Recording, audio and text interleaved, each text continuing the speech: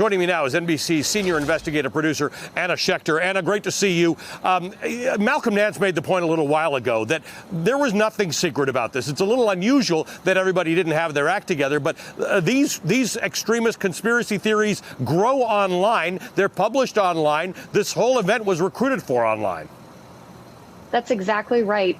For months in advance, we were seeing extremist content, and the Stop the Steal conspiracy theory was really a driver, and it actually recruited so many people into this way of thinking and enraged so many people who maybe were Trump supporters, but there was still a boundary between that and extreme views. And we've just seen this corrosion between that dividing line. It seems to not exist anymore.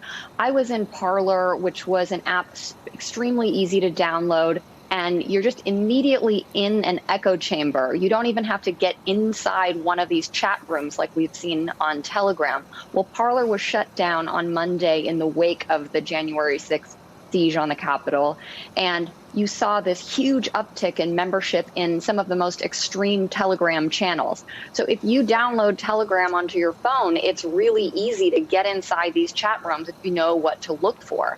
And you're seeing QAnon conspiracies, which give way to people posting, for example, what we found in a channel we've been monitoring for months is a U.S. Army manual for bomb making, for munitions making.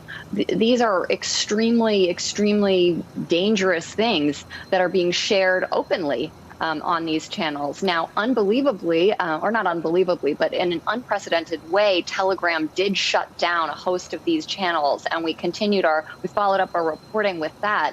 This was an unprecedented move for U.S. channels. Remember, Telegram was the app favored by ISIS, and now it's really the place for far-right extremists, conspiracy theories, and sadly and unfortunately, calls for violence. They were building up to calls for violence on January 6th and now recalibrating and planning for January 20th, Inauguration Day.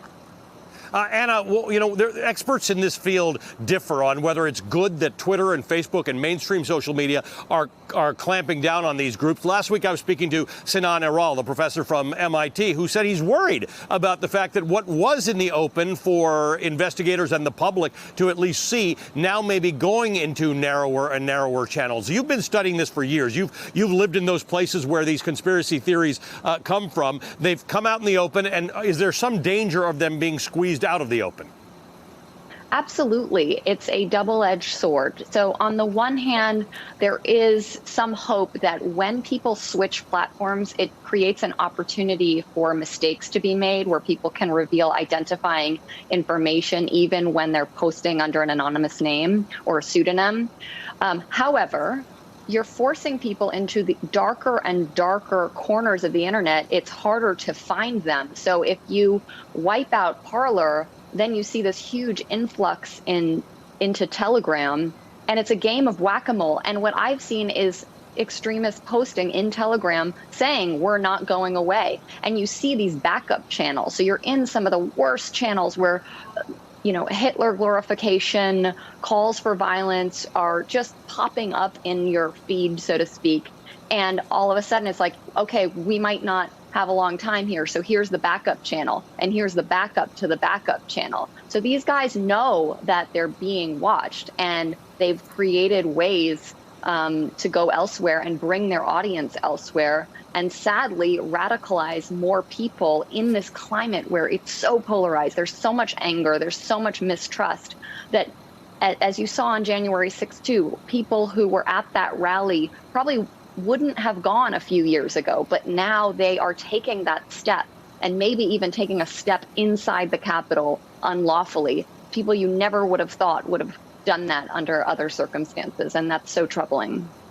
What a wild thing. Anna, thanks for your great reporting on this. Anna Schechter is NBC News senior investigative producer. And this special edition of Velshi is still just getting started. In our next Hey, thanks for watching our YouTube channel. You should know that you can follow today's top stories and breaking news and catch up on your favorite MSNBC shows all in one place. Download the NBC News app today.